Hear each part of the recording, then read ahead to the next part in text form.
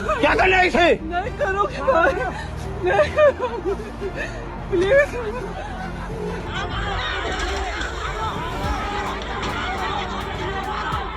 अगर सड़क पर खड़ी एक वर्दीधारी महिला पुलिसकर्मी भी भीड़ की दरिंदगी से खुद को नहीं बचा पाती, अगर कानून की रखवाली करने वाली ही चीख चीख कर दया की भीख मांगती रहे, अगर उसकी वर्दी तार तार कर दी जाए, उसे खेतों में घसीट दिया जाए, उसके कपड़े नोच कर उसे अर्धनग्न कर दिया जाए और ये सब होते वक्त दर्जनों लोग खामोश खड़े तमाशा देखते रहें, तो फिर आम जनता कितनी सुरक्षित है? ये सवाल सिर्फ छत्तीसगढ़ का नहीं, ये सवाल पूरे देश का है। छत्तीसगढ़ के रायगढ़ जिले के तमनार ब्लॉक में जो कुछ हुआ, उसने पूरे देश को झकझोर कर रख दिया है। ये सिर्फ एक घटना नहीं, ये कानून पर हमला है, ये लोकतंत्र पर हमला है, ये इंसानियत पर हमला है। ये घटना सिर्फ भीड़ की हैवानियत नहीं दिखाती, वो ये भी दिखाती है कि जब भीड़ न्याय नहीं तांडव करने लगती है तो वो किसी को नहीं छोड़ती, न पुलिस, न प्रशासन, न ही महिलाओं का सम्मान। ये पूरा मामला जेपीएल कोयला खदान गारे बेलमा सेक्टर 1 के खिलाफ चल रहे विरोध प्रदर्शन से जुड़ा है। 14 गांवों के लोग लंबे समय से इस खदान का विरोध कर रहे थे। 12 दिसंबर से धरना जारी था और 27 दिसंबर को यह आंदोलन भयानक रूप ले बैठा। सुबह 9 बजे के आसपास बड़ी संख्या में ग्रामीण जुटने लगे। प्रशासन मौके पर पहुंचा, समझाया, भरोसा दिलाया। लोग कुछ देर शांत भी हुए, लेकिन गुस्सा नहीं थमा। लावा भीतर ही भीतर खौलता रहा और फिर दोपहर 2:30 बजे विस्फोट हो गया। भीड़ अचानक उग्र हुई, बैरिकेड तोड़े गए, पुलिस पर पथराव शुरू हुए और डंडे बरसने लगे।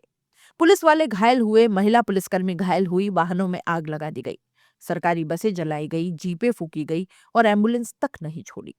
इतना ही नहीं, भीड़ सीधे जिंदल के प्लांट की ओर बढ़ गई। अंदर घुसे, तोड़फोड़ की, ट्रैक्टर जला दिए गए, कन्वेयर बेल्ट फूंक दिए गए। यानी विरोध नहीं, एक युद्ध छेड़ दिया गया। अधिकारियों की मौजूदगी में भी पथराव जारी रहा। विधायक आई, कलेक्टर आए, एसपी पहुंचे, लेकिन भीड़ शांत होने का नाम नहीं ले रही थी। 4000 से ज्यादा लोग, उग्र नाराजगी और शून्य नियंत्रण। इस हिंसा के बीच जो सबसे निशंस, सबसे शर्मनाक और सबसे अमानवीय घटना हुई, वो थी एक महिला आरक्षक के साथ हैवानियत। वो महिला आरक्षक अपने कर्तव्य पर डटी थी, लेकिन भीड़ को कानून नहीं चाहिए था, उन्हें चाहिए था बदला। उसे दौड़ाया गया आधा किलोमीटर तक। वो गिर गई, लेकिन दरिंदे फिर भी नहीं रुके। उसके कपड़े फाड़ दिए गए, उसे खेत में अर्धनग्न कर दिया गया। वो हाथ जोड़कर रोती रही, गिड़गिड़ाती रही, भाई भाई कहकर दया की भीख मांगती रही, पर भीड़ का दिल नहीं पसीजा। किसी ने उसे चप्पल से मारने की बात कही तो कोई उसे धक्का देता रहा, और इस बीच किसी ने मदद नहीं की, लेकिन दर्जनों मोबाइल वीडियो जरूर बनाते रहे। 40 सेकंड का ये वीडियो सोशल मीडिया पर आग की तरह फैल गया, और उस वीडियो में सिर्फ एक महिला की चीख नहीं थी, वो चीख थी कानून की, वो चीख थी राष्ट्र की, वो चीख थी महिलाओं की सुरक्षा पर तमाचे की। विरोध लोकतंत्र का अधिकार है, आवाज उठाना अधिकार है, सरकार से असहमति का भी अधिकार है।